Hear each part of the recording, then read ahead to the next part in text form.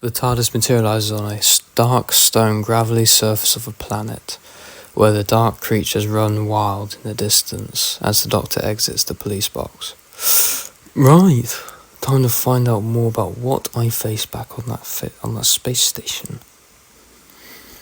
The Doctor begins to explore the planet as he uses the sonic screwdriver as a torch to help guide him through the dark environment, while one of the Vorks creepily stalks the Doctor. Blimey, it's dark.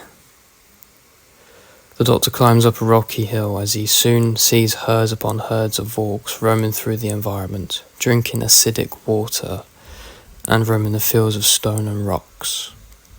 They're peaceful. Suddenly a laser gun is prying from behind the Doctor. Hands up, and turn around slowly. The Doctor freezes briefly as his hands rise in the air as he slowly turns around.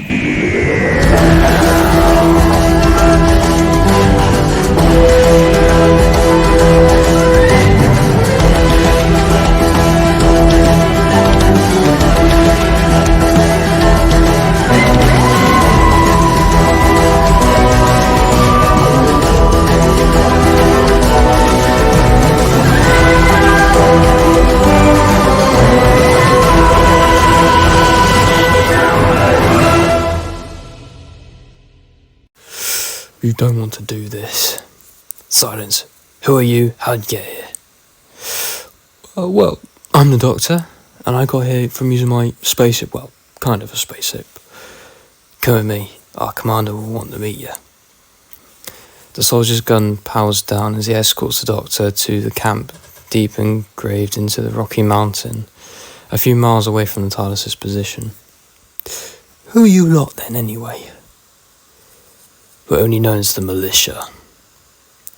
The Doctor is surprised by the soldier's answer as they slowly approach the militia camp. Really? So no other name or title? Exactly, Doctor. No other name or title. The Doctor and militia soldier enter the camp. Well, certainly looks like quite the operation here then. Do you even know what this planet is called? The Doctor shrugs his shoulders in confusion. This planet is called Vordum. Well, that does make sense now, considering what this species is called. Exactly, Doctor. The Doctor and militia soldier approach the militia commander's quarters. Wait here. The militia soldier enters the commander's office as the Doctor looks around his surroundings. Must be some kind of a military operation. The soldier appears in front of the Doctor. The commander will see you now. Well, that was quick, but thank you. The soldier leaves the Doctor in the commander's quarters as the Time Lord sees a familiar face. What? River Song turns round as she smiles, seeing the Doctor once more. Hello, sweetie. The soldier leaves as River invites the Doctor to sit down. But how are you here? Well, I somehow escaped the reality you saved me in, and I found myself in a futuristic Earth, where Unit was looking into the Vorks. River puts down a picture of the Vork creature. This is Unit, now, in the far future. The Doctor looks round as he becomes slightly impressed by Unit's evolution. This is brilliant! But there's something that's bugging me about you. The Doctor turns back round facing River. How do you mean? From my 500-year diary, none of my entries include an adventure with this face of yours. Oh, right, yes, I regenerated from the skinny guy in the suit to a bow tie to a Scotch man, and then I'm a woman. Well, until this face comes back. Why? Well, that's what I'm worried about. I don't know who I am anymore, River. River stands up as she moves round her desk towards the Doctor. You are and always will be the Doctor, no matter which face pops up. River and the Doctor both embrace each other as they both smile at one another. Thank you, River. I'm so glad you're back. Soon a unit soldier enters the quarters. Commander, we have an issue with the Vorks. The embrace ends as River looks at the soldier while grabbing her coat. What issue? The soldier and River exit the quarters, with the doctor following behind. They've destroyed our supplies. They see the Vorks roaming around the destruction of the unit supply sector, whilst unit soldiers run away from the danger. Why are you lot here anyway? We were sent here because the Vorks are creatures that could devour entire races. What? I encountered one Vork on a space station that seemed to be trapped, and the crew of that space station had coordinates that led me here, wherever here is. You don't know what this planet is called? River? This planet's called Vordum. Oh, right, well I was expecting something a bit more dramatic, although a little bit different from what your card was telling me. Never mind that, how do we fight back against these monsters? The doctor snaps back at the soldier as River calculates a plan in her head.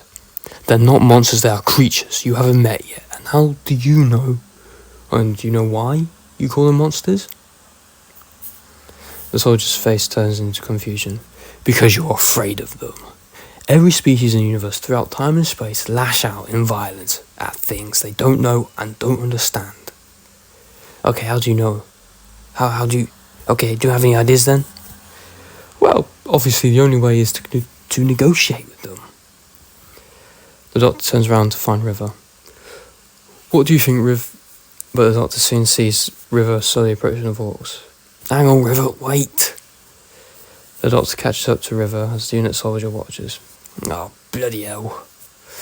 The soldier turns around and marches off as the doctor and River approach the Vorks. Alright, let me do the talking, River. We know very little about these creatures. Don't worry, Doctor, we'll do this together. The Vork leader soon stops them in their tracks. Who are you creatures? I'm the Doctor, and this is Professor and Commander River Song. Oh, Professor and Commander.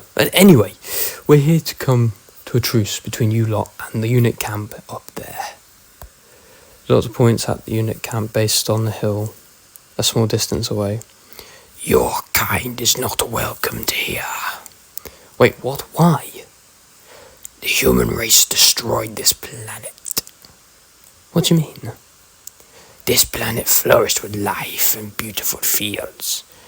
But the humans came and harvested the entire planet of its minerals and materials. And once they were done with Vordum, they used a weapon destroying all life here. Oh my god. I'm so sorry, your kind didn't deserve that. No species deserves that kind of devastation. We didn't always look like this, Doctor. We used to be a peaceful race, but after the humans destroyed this world, the radiation chained us into this. Is there a way to reverse this somehow? I'm sorry, River, but there isn't a way to reverse this devastation and the change to the Vorks. Shut up, Doctor, there's always a way. He is right, lady. There is no way to reverse what has been done to us. But there's something you both can do. River's face changes from sadness to intrigue as the Doctor continues to look at the Vork leader. Tell us, what do we need to do? Get off this planet and never return. But if your kind do return to Vordum, we will destroy your kind and the world. I assure you, that won't happen. Vordek. Oh, well, Vordek. I assure you that the human race won't return to Vordum. Ever. Thank you, Time Lord. No worries, Vordek. Wait, how do you know I wasn't human? I sense the regenerative energy and Artron energy a few miles to the east. The leader uses its claw, pointing towards the TARDIS's location in the east of the planet. Ah, right. That does make sense. Well, Vordek, it was nice to meet you, and you will never see a human on Vordum ever again. Thank you, Doctor. The Doctor and River turn back towards the unit camp as the Vorks begin to leave the unit camp. What are you doing, Commander? You're letting the Vorks get away with that destruction.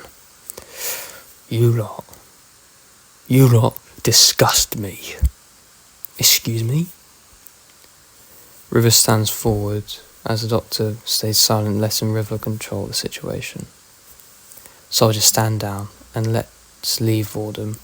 That's not a suggestion, that's an order. Fine, of course, Commander. The soldier turns back as the soldiers begin to pack the equipment away, while the doctor looks out to the landscape as River approaches him. Doctor, are you okay? No, I'm not. I can't believe the human race did this to the Vorks. I'm sure we can fix this. Not we, River. What do you mean? The doctor turns around to see River one more time. You can go back to Earth and stand up for the Vorks and not let them do anything to this planet. But I can't do that without you. River, you show me that you're a natural born leader and you can change the humans' way. River immediately hugs the doctor. Please, don't leave, Doctor. You'll be fine without me, River. But I'm sure we'll bump into each other one day. We always do. The embrace ends as the doctor slowly backs away. Goodbye, Doctor. Goodbye, Professor Riversong. The doctor leaves the unit camp as he disappears into the landscape, while River and unit board the rocket ship, with the pilot setting coordinates back to planet Earth. We're all set, Commander. River looks out the window of the rocket ship, watching the distant Time Lord approaching the blue box. You have my permission to take off? Yes, Commander. The unit rocket ship's engines roar as the ship blasts off into space, with the doctor looking up, watching the ship leave Vordum. I'll see you again, River. We always do. The doctor unlocks the TARDIS door. Now, where to next, old girl? The doctor enters the TARDIS as the blue box dematerializes and disappears into thin air, as the time traveller races around the console, flying the TARDIS through the vortex, as the doctor quickly looks into a nearby mirror. Why? Why did this face come back? Then a sudden bump knocks the doctor down. Ah! Now that felt like a time eddy. The doctor jumps up as he races around the console as he pilots the TARDIS away from the time eddy, but the capsule exits the vortex heading towards Skaro. As the doctor looks on the scanner quickly. Unknown planet? That's rare, that's happened before. Suddenly a spark knocks the doctor down as the TARDIS enters Skaro's atmosphere, as the war between the Khaleds and the Thals rages on down the surface below. Oh, please don't crash.